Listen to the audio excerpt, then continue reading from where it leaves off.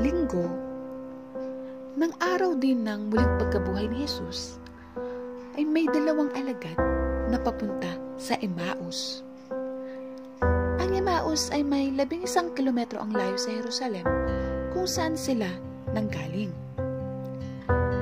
Habang nasa daan, ay pinag-uusapan ng dalawang alagad ang mga nangyari kay Jesus, ang kanyang pagkamatay at pagkabuhay na muli. Habang nag-uusap sila at nagtatanungan, lumapit sa kanila si Jesus at nakisabay sa kanilang paglakad sa daan. Nakita siya ng mga alagad, ngunit hindi nila siya nakilala. Tinanong sila ni Jesus, "Ano bang pinag-uusapan ninyo?" At tumigil silang lungkot na lungkot.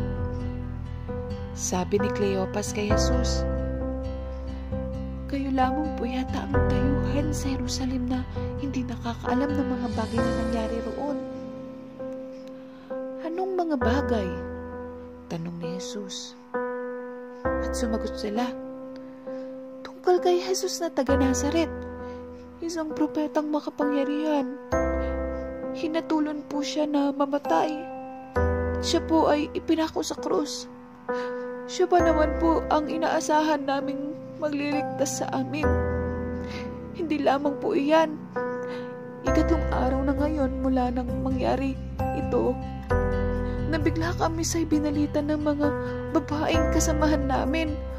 Maagang maaga raw po silang nagpunta dun sa libingan ni Jesus. Pagkita po nila, wala na dun si Jesus. Tas may nakita raw po silang mga anghel na nagsabing buhay si Jesus.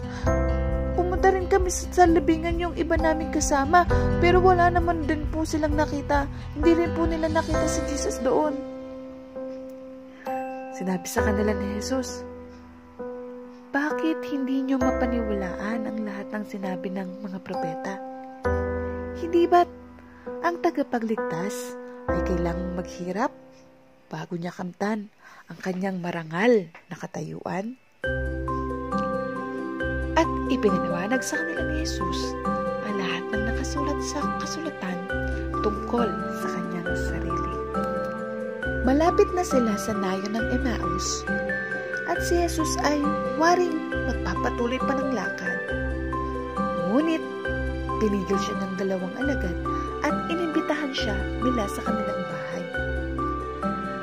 "Tumuloy na po kayo rito sa amin, sapagkat palubog na po ang araw at dumidilim na." Kaya't sumama nga si Jesus sa kanila.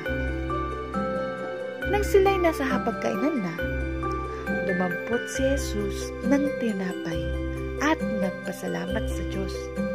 Saka pinaghati-hati at ibinigay sa kanila.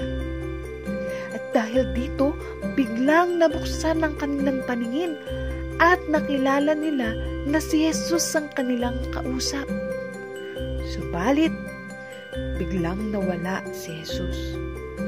At nawika nila, "Kaya pala gayon na lang ang pakiramdam natin habang tayo'y kinakausap niya sa daan at ipinapaliwanag sa atin ang mga kasulatan."